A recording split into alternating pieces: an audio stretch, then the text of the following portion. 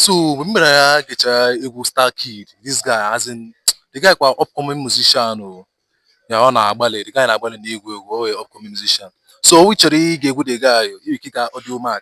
Yeah, the boy. I'm going on Spotify now. But him for Audiomack, we are not there. Star Kid. Who they work on? Baby girl. Chai, kabiaku okwu egwu gidi ise no more.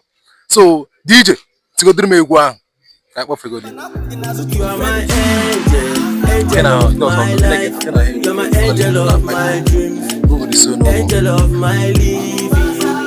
You are my angel, angel of my life. You're my angel of my dreams, angel of my living. So can I hear egwu kabiaku okwu the boy in the beat, the boy get kill you talking about that beat. I know where future on egwu but I don't know but yes. The guy is very good in my music. So Star Kid, you see egwu message back from Aba. You know about the kind of music. Oh, I'm a small town who click.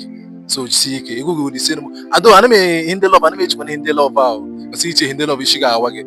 But yeah, you offer up of it. So you see na wale.